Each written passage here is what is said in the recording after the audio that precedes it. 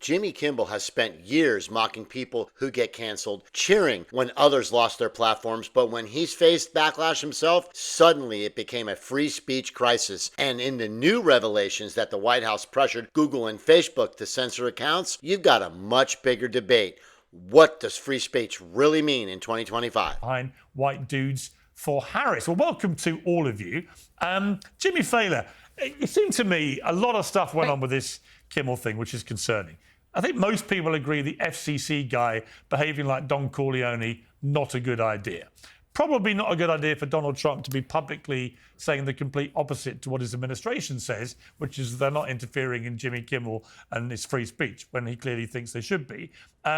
But also, a lot of... This isn't about left or right. It's about consistency. You can't champion cancel culture one day and then demand protection from it the next. Hypocrisy from Kimmel, who's always led the charge in celebrating the downfall of people like Tucker Carlson, Roseanne Barr from his own network, gleefully trampling on their career graves, and a lot of hypocrisy from the left, who spent the last few years cancelling everyone they could think of, but then suddenly they've got a martyr, and because it's one of their own, then, oh, we've got to save this guy.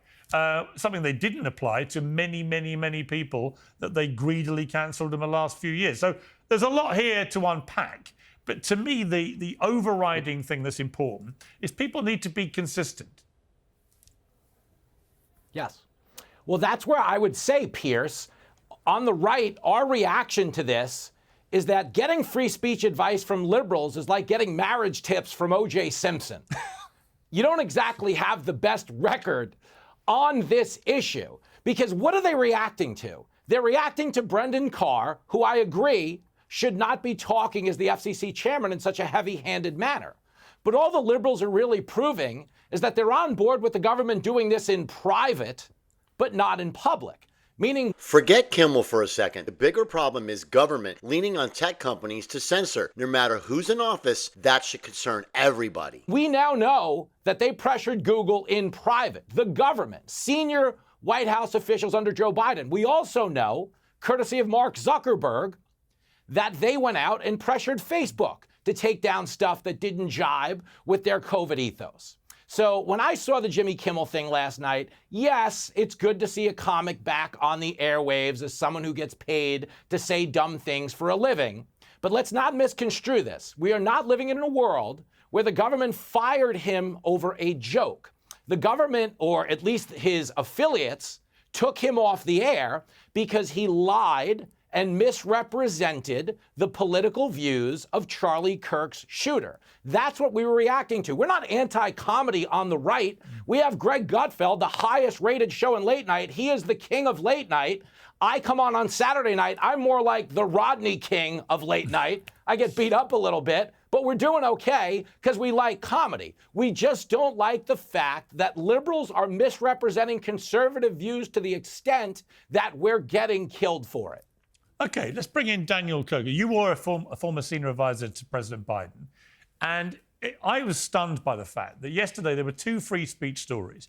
One involves a comedian who made a crass comment about Charlie Kirk's murder, whether he meant to or not, and only he really knows, but he absolutely inferred that the MAGA crowd were doing everything they could to try and pretend this guy wasn't one of theirs. Inference, he probably was. He says that's not what he inferred. Many people took it that is what he inferred. But putting that to one side, you've got this other story breaking where Google have revealed officially that they were put under extreme pressure by the Biden administration, senior White House officials directly telling them to censor accounts that were spreading, in their view, COVID and political misinformation. To me, that is far more egregious than Jimmy Kimmel on his own. So my question for you, I guess, is, did you know about what was going on with Google in terms of censoring these accounts? And do you agree with me that it is more serious, given the scale of it? So I didn't know. I think it's fair to say that what is being described is incredibly concerning, and I want to learn more about exactly what the threats were. But I want to be very clear that it Free speech shouldn't flip depending on which party's in power. Either it applies to everyone or it applies to no one. doesn't matter if it's red or blue, you should be allowed to speak truth without fear of censorship. So I agree with you being intellectually honest that we need to be very careful about curbing free speech, and we need to be incredibly concerned with what was just emerged that was allegedly done.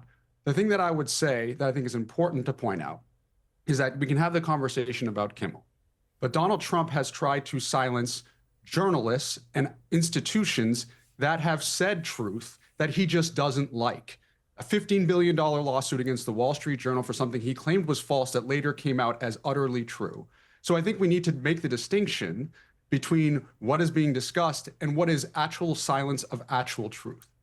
Okay. Matt Schlapp, it seems to me on the right, a lot of people on the right have got themselves into a bit of a hypocritical pickle on this. Not all. I've watched people like Clay Travis, Ben Shapiro, Ted Cruz, a surprising group actually who've come out and were very intellectually honest. They said, look, if you think this is a good idea, it will come back and bite us. It will be used against us. And we have stood up against this kind of stuff for the last few years, and we can't do the opposite. Now it's someone, that we don't like.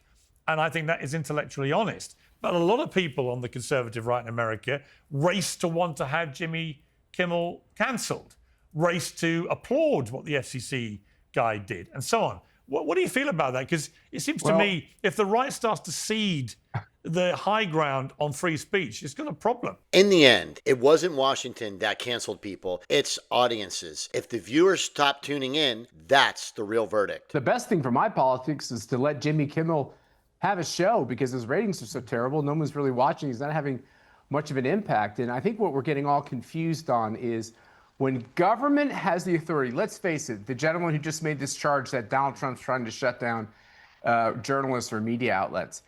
Let me tell you, if Donald Trump had the authority, and it would be misused, in my opinion, if he did this, to shut down a journalist, one of those blue binders would have been signed, and we would have had a press conference. The fact is, Donald Trump is working the refs, trying to get better coverage, because the media, as we all know in America, is highly tilted to the left. Now, this question of Jimmy Kimmel had nothing to do with the government.